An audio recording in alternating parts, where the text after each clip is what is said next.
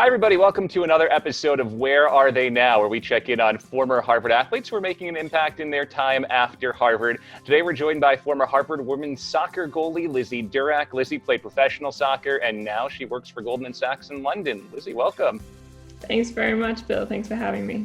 All right, I want to start with your journey to Harvard. You were born and raised in Australia, spent most of your youth there. What led you from Australia to Harvard? Well, back in Australia, and I'm also half English, my two options for university that presented myself there were either going to university in Australia, going to university in the UK, where I wouldn't have been able to play sport at a very competitive level. I would have, in order to continue full-time study. So I was looking for ways to keep playing sport as much as I could and keep playing soccer as much as I could, but also obviously keep my academic career going at a rate that I wanted it to go at. So really the US is the only place in the world where you can play sport at a high level and continue to study full time. And so it was the best of both worlds for me to then come to the US. You're the first person we've talked to for this that came from abroad to Harvard. What's the Harvard reputation like, you know, in Australia? Like, how much had you heard of Harvard? Is it still something that the way everyone in the US knows about Harvard? Is it known that way in Australia? I actually think it's probably even more sort of revered because it's so far away geographically. I think not many people know anyone that's been to an American university, let alone a university where they've seen it in movies, and it sort of appears like a magical far-off land that no one actually attends unless you're Mark Zuckerberg or Bill Gates or someone ridiculous. So it felt quite unrealistic. And in my early days, speaking to the coaches at Harvard, it all felt quite surreal because I was like, oh my God, like this can't be real. This must be some sort of scam. So yeah, it's definitely held up in a very high regard in Australia. Well, it wasn't a scam. You came to Harvard, graduated in 2017, played on some really good Harvard teams as well, going to a couple NCAA tournaments, winning a couple of Ivy League titles. What are some of your favorite on-field memories from your time at Harvard? I think my last Ivy League game definitely is probably one of my sporting highlights, not just at Harvard, playing against Columbia on my senior day. And we essentially had to get either a tie or a win to win the Ivy League. And it'd been a really, really tough season for many reasons. And it went into overtime and it was tied 0-0 at overtime. And then 5 minutes into overtime, Rachel Garcia, one of the other seniors, scored a goal. And, you know, everyone rushed the field. All our families were there because it was senior day. And I think that is a memory that I will never leave me. So yeah. That game actually made the top 10 in our top 10 Harvard games of the century as well. So that was a great game. All right, off the field, you graduated with an economics degree and a neurobiology degree. What were some of the most formative experiences for you away from soccer at Harvard? I think just the people you meet, like everyone's, obviously it's so competitive to get in. Everyone has such a unique story and is special in their own way. And when you get placed in rooms and dorms and, entryways in your freshman year, you're not put with people who are on your team, you're put with completely diverse group of people. And my first set of roommates of 5 other girls were the girls that I stuck with all through university, and we're still friends now. And just they were all involved in different parts of university life. And I've become a Brit saying university life, college life. But you're still saying soccer, so yeah. Completely. I'm a bit of a hybrid now. So I think just getting to know those people who just all had very different perspectives and talents and interests, it just changed the way you had to think about things. You know, you kind of had to challenge yourself to not be on a sort of single lane of thought the whole time. That's probably one of the best things that I came away with, yeah. And I mentioned you were raised in Australia, but half English. So when you were at Harvard, you got hooked up with the English national team, starting with the U19 program. Can you kind of talk about how that came to be, and then what it was like to work your way through the English national team system as well as you kept going up and up and up?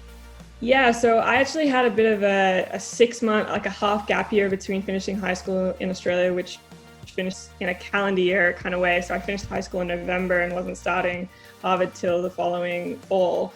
So I took that time. I went to the UK to try and play and just for fun at first. And it turned out that I got scouted by the England U19 team and got a bit of a look in before I came across the pond to the States. So I was able to get a foot in the door there, and then they were very accommodating, you know, flying me back and forth to camps and then getting prepped to go to the Under-20 World Cup and that sort of thing. So yeah, it was just a great, you know, there was luck, there was hard work, but just a good piece of momentum and being in the right place at the right time, I think, as well. And then after your time at Harvard, you played professionally for Notts County, for Everton, and your last year for Chelsea. 3 full years as a professional soccer player. What was that experience like to be a pro athlete? Yeah, look, it's an interesting one because obviously I've stopped. So there were lows as well as highs. You know, I'm incredibly grateful for that opportunity, and I got to play with some incredibly talented, some of the best players in the world, and train in some of the best facilities under some of the best coaches. You know, it was everything that I would have ever imagined it to be as, you know, a 12, 13-year-old player coming up and then getting the opportunity to wear like a Chelsea shirt and an England shirt and that sort of thing. But it's tough, and it's a difficult thing to transition from doing it because you love doing it and doing it because it's your job full time, and the sacrifices that come with that, and not being just a typical 24-year-old enjoying what there is to enjoy as a 24-year-old. And so, you know, it's a huge commitment. You know, it's not just all rainbows and butterflies. There's some tough times there too.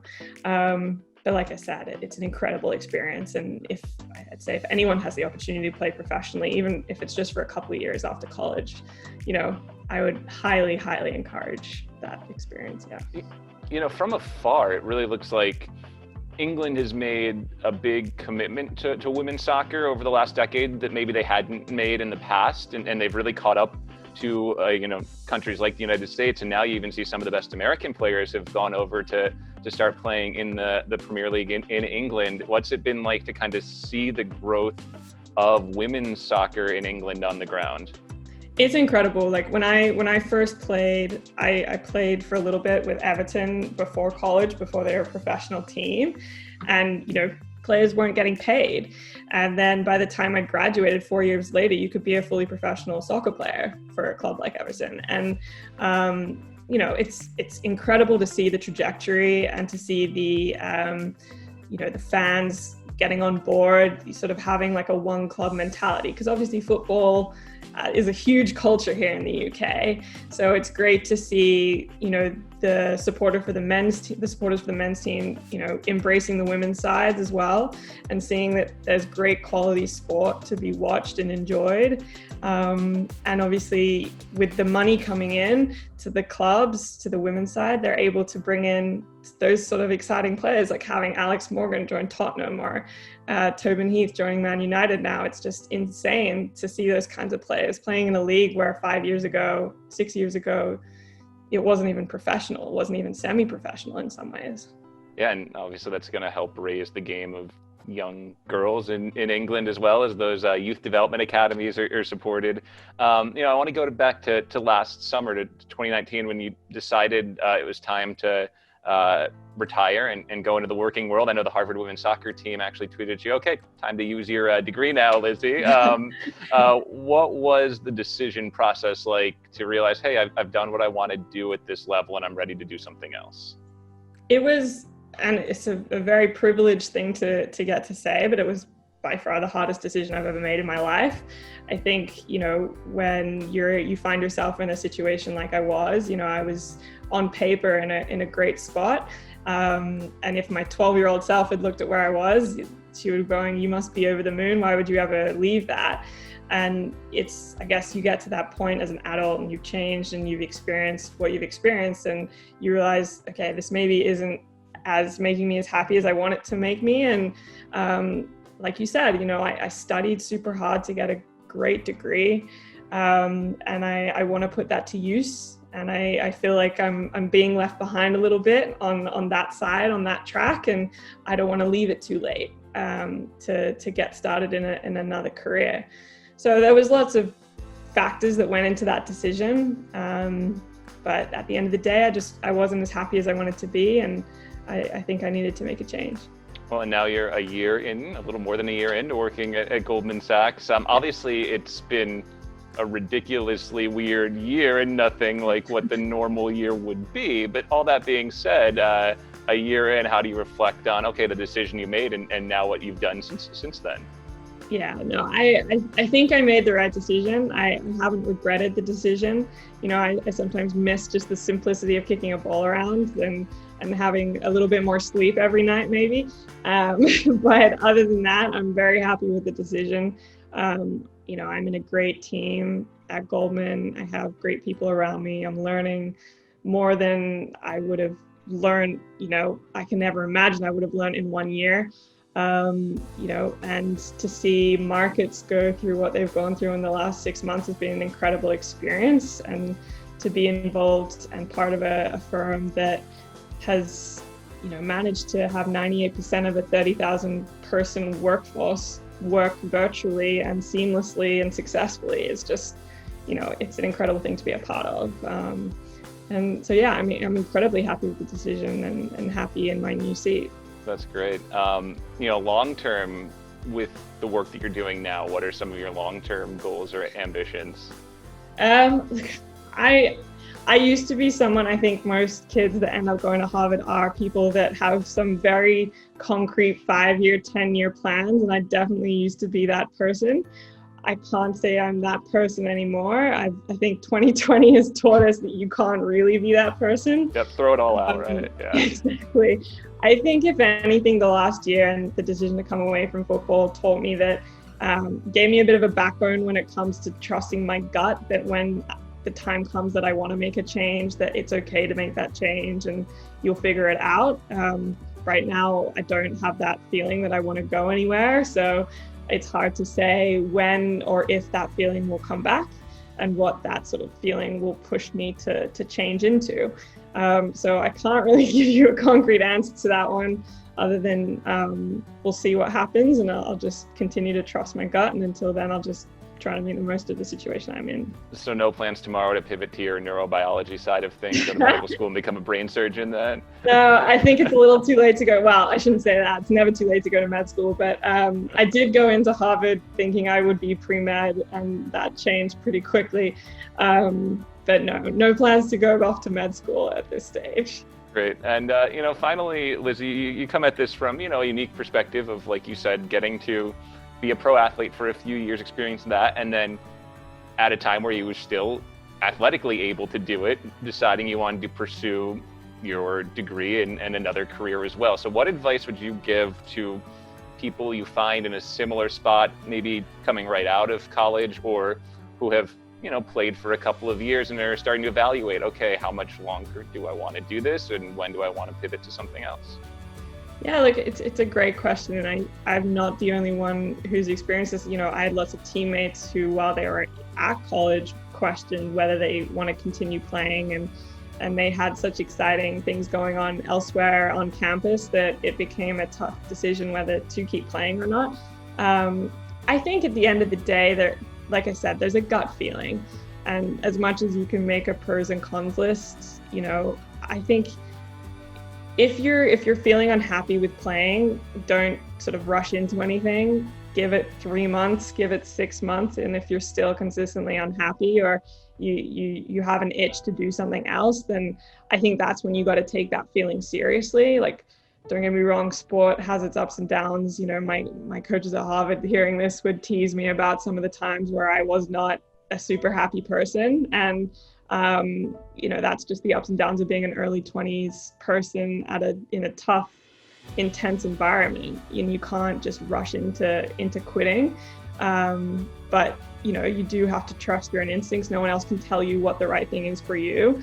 You can get some great advice, but at the end of the day, it has to be your decision. But just take that time making that decision, and make sure it's the right thing for you. And if that's a decision you come to, then it's the right decision. Great. Well, Lizzie, great speaking with you. I really enjoyed hearing about what you've done the last few years, and best of luck as we all continue to navigate this very odd year in your first full year in the working world. Likewise. Thank you very much.